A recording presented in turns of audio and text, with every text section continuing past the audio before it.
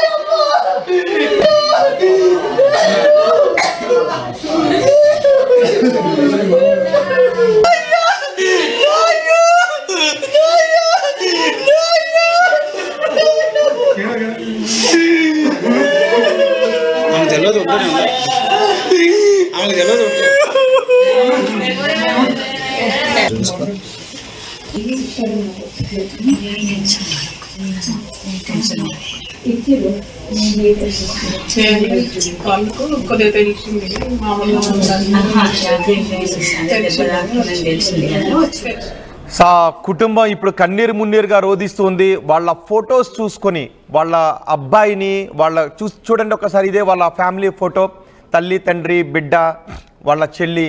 ఇది వాళ్ళ కుటుంబం, మధ్యతరగతి కుటుంబం. అమెరికా వెళ్ళాడు, తమ బిడ్డ ఎంతో ప్రయోజకుడు అవుతున్నాడు అని వాళ్ళు రోజు కలలు కంటూ ఉన్నారు. కానీ ఇప్పుడు ఆ బిడ్డ లేడు, అమెరికాలో తోటాలకు బలైపోయాడు. ఒక దౌర్భాగ్యం ఏంటి అంటే, అఫ్కోర్స్ నేను ఇక్కడ మెసేజ్ చేసిన కొంతమంది ఒక మెసేజ్ మీకు చదివి వినిపిస్తాను. ఆ మెసేజ్ చదివిన తర్వాత మీకు ఏమనిపిస్తుందో చెప్పండి. ఏ దేశం ఏగినా ఎందుకు కాలిడినా పొగడరా నీ తల్లి భూమి భారతని అని మనం గొప్పగా చెప్పుకుంటాం. మన కవులు అలా రాసిపెట్టారు. ఎక్కడికి వెళ్ళినా భారతదేశం గురించి మనం పొగుడుకోవాలి. కానీ ఇక్కడ ఒక బాలతేజ కమెంట్ చేశారు, when you are in America you should be like an American. అంటే ఏ ఎండక గొడుగు పట్టండి, గోడ మీద పిల్లిలా ఉండండి అని. Not like Indian. కానీ ఏ దేశం వెళ్ళినా ఎక్కడికి వెళ్ళినా భారతీయులను గొప్పగా చెప్పుకో, నీ జాతి గురించి నీ దేశం గురించి గొప్పగా చెప్పుకుంటే నువ్వు అమెరికా వెళ్ళినప్పుడు అమెరికాలో ఉండు అంటూ కామెంట్ చేశారు. అంతేగాని అక్కడ ఉన్నటువంటి దురాచారాలను రూపుమాపమని పోషేయలేదు. మరొకరు స్వర్ణలత కామెంట్ చేశారు, అమెరికా వెళ్ళినప్పుడు అలాంటి ఇతర దేశాలకు వెళ్ళినప్పుడు అక్కడ జరిగే ఇలాంటి పరిణామాలకి అన్నీ సిద్ధపడే వెళ్ళండి. ఎవరికి కూడా ప్రభుత్వాలు వ్యక్తిగత భద్రతను కల్పించలేవు అని.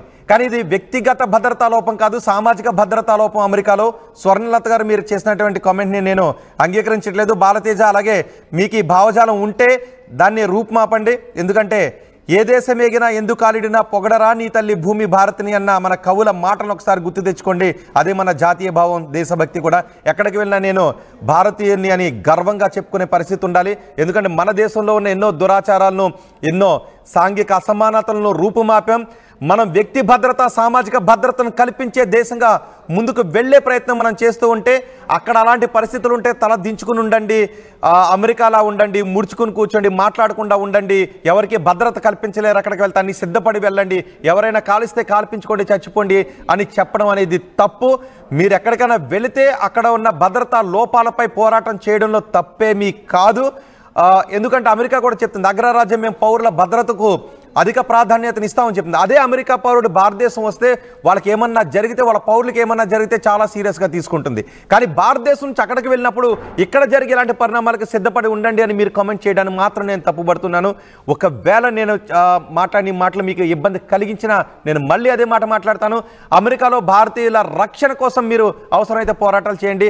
అమెరికా వస్తే భారతదేశాన్ని మర్చిపోండి అని మాత్రం మీరు కామెంట్లు చేయకండి. ఇప్పుడు ఆ తల్లిదండ్రుల శోకాన్ని చూసిన తర్వాత రేపు ఇంకెవరైనా కావచ్చు. ఎందుకంటే అక్కడ రవితేజనే పనిగట్టుకుని వచ్చి కాల్చలేదు, అక్కడ ఉన్న వ్యక్తిని ఒక ఉన్మాదులు కాల్చి చంపేశారు.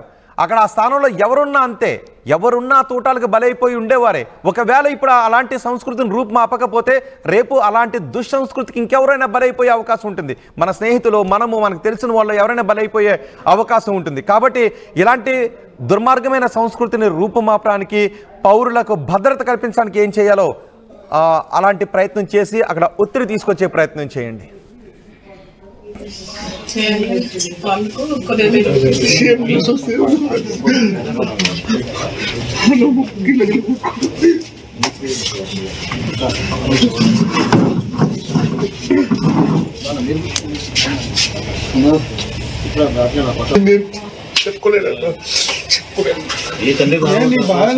తండ్రి కాదు, భార్యకు ఎవ్వరికి రావద్దు. ఏదో దాన్ని చూసిపోతే ఏమై చేస్తుండడు నా కొడుకు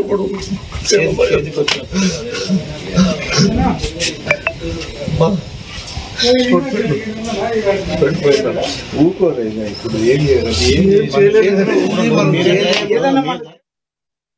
900 plus companies, 7.89 lakhs per annum average CTC, 100% placements.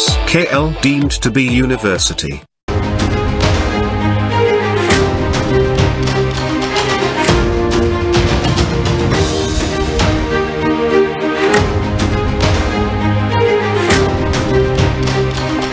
Breaking news, అమెరికాలో గన్ కల్చర్ మరో హైదరాబాద్ యువకుడిని చంపేసింది. అమెరికాలో గన్ కల్చర్ కారణంగా ఇప్పటికీ ఎంతోమంది భారతీయులు ఆ గన్ కల్చర్ బారిన పడ్డారు, అక్కడ ఉన్న తోటాలకి బలైపోయారు. ఎంతోమంది తెలుగువారు కూడా అక్కడ అమెరికాలో గన్ కల్చర్ కారణంగా మరణించారు. ఇప్పుడు మరో హైదరాబాద్ యువకుడు అమెరికాలో గన్ కల్చర్ కారణంగా చనిపోయాడు. ఒక యువకుడిపై, హైదరాబాద్కు చెందిన యువకుడిపై దుండగులు కాల్పులు జరిపారు. ఆ కాల్పుల్లో రవితేజ అనే యువకుడు చనిపోయాడు. రవితేజ 2022లో అమెరికాకు వెళ్ళాడు. అక్కడ జాబ్ కోసం ప్రయత్నాలు చేస్తున్నాడు. వాషింగ్టన్లో రవితేజపై దుండగులు కాల్పులు జరిపారు. రవితేజ స్వస్థలం హైదరాబాద్లోని ఆర్కేపురం. 2022లో అమెరికా వెళ్ళి మాస్టర్స్ పూర్తి చేశాడు రవితేజ. అమెరికాలో ప్రస్తుతం ఉద్యోగం కోసం సెర్చ్ చేస్తూ ఉన్నాడు. రవితేజ మృతితో అతని కుటుంబ సభ్యులు కన్నీరు మున్నీరవుతున్నారు. మాస్టర్స్ అయిపోయింది, ఇక జాబ్ చేస్తాడు, తమ కుటుంబం సెటిల్ అయింది, తమ బిడ్డ సెటిల్ అయ్యాడు అనుకుంటున్న సమయంలో అమెరికాలో గన్ కల్చర్కి తమ బిడ్డ బలైపోయాడు అని తెలిసిన వెంటనే కుటుంబ సభ్యులు కన్నీరు మున్నీరుగా రోధిస్తూ ఉన్నారు. మా ప్రతినిధి పెట్రిషా ఉన్నారు రవితేజ నివాసం దగ్గర పూర్తి సమాచారం అందించడానికి.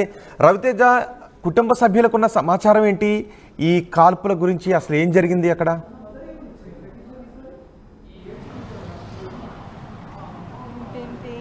పెట్రిషా,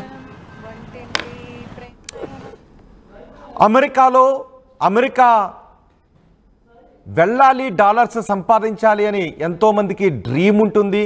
ఆ డ్రీమ్ కారణంగానే ఎంతోమంది భారతీయులు వెళుతూ ఉంటారు, తెలుగువారు వెళుతూ ఉంటారు. ఇప్పుడు రవితేజ కూడా అమెరికా వెళ్ళాడు, అక్కడ మాస్టర్స్ పూర్తి చేశాడు, ఇక ఉద్యోగం వస్తుంది అనుకుంటున్న సమయంలో అమెరికాలో ఉన్న దౌర్భాగ్యం గన్ కల్చర్. ఎంతమంది అధ్యక్షులు వస్తున్నా, అధ్యక్షులు మారుతున్నా గన్ కల్చర్ మాత్రం అక్కడ నివారించలేకపోతున్నారు. ఎవరి దగ్గర ఎప్పుడు గన్ ఉంటుందో, ఎవడు ఎప్పుడు కాల్పులకు తెగబడతాడో తెలియని పరిస్థితి ఉంటుంది. స్కూల్కి మరీ దౌర్భాగ్యం ఏంటంటే స్కూల్కి వెళ్ళే పిల్లలు కూడా గన్స్ తీసుకువెళ్ళి కాల్పులు జరిపిన ఘటనలు చోటు చేసుకున్నాయి. ఒక్కొక్కసారి 10ల సంఖ్యలో ఈ గన్ కల్చర్ కారణంగా మరణాలు సంభవించిన దుస్థితి కూడా అక్కడ ఉంది.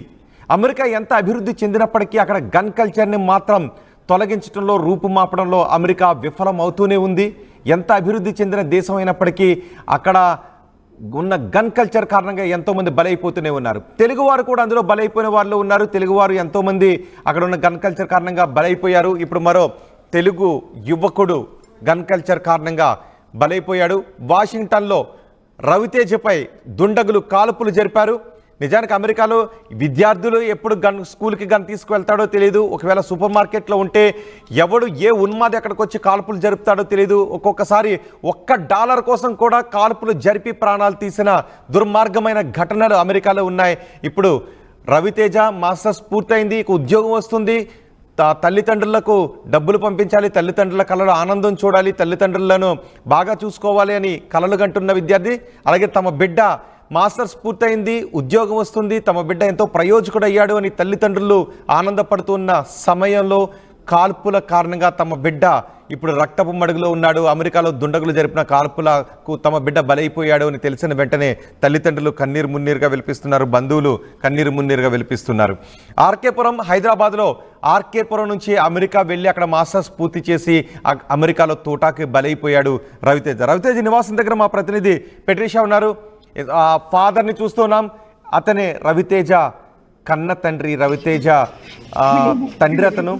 తమ బిడ్డ అమెరికా వెళ్ళాడు, అమెరికాలో కొద్ది రోజుల్లో జాబ్ వస్తుంది, ఎంతో ప్రయోజకుడు అయ్యాడు అని గర్వంగా అందరికీ చెప్పుకుంటూ ఉన్న తండ్రి ఇప్పుడు తమ బిడ్డ అమెరికాలో తోటాలకు బలైపోయాడు అని తట్టుకోలేకపోతుందా గుండె. ఒకసారి ఆయన తండ్రి ఏమంటున్నాడో చూద్దాం.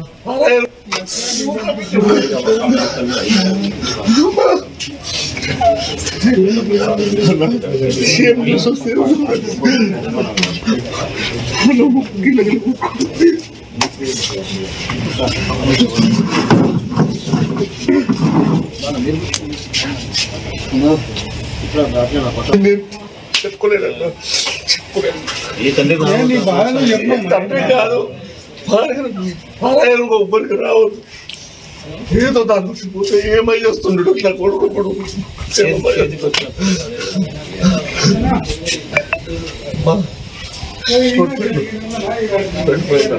ఊకోరేగా ఇప్పుడు ఏం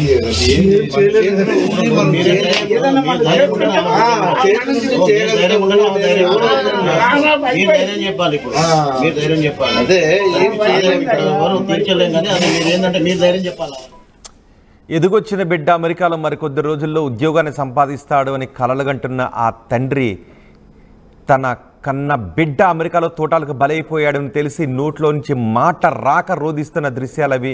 గుండెలు అవసేలా రోధిస్తున్నాడు. ఆయన్ని ఓదార్చడం కూడా ఎవరి తరం కావడం లేదు. మా ప్రతినిధి పెట్రిషా ఉన్నారు రవితేజ నివాసం దగ్గర. పెట్రిషా, కాల్పుల ఘటన గురించి కుటుంబ సభ్యులకున్న సమాచారం ఏంటి? అమెరికాలో అసలు కాల్పులు ఎలా చోటు చేసుకున్నాయి? వాళ్ళ కుటుంబ పరిస్థితి ఏంటి ఇప్పుడు?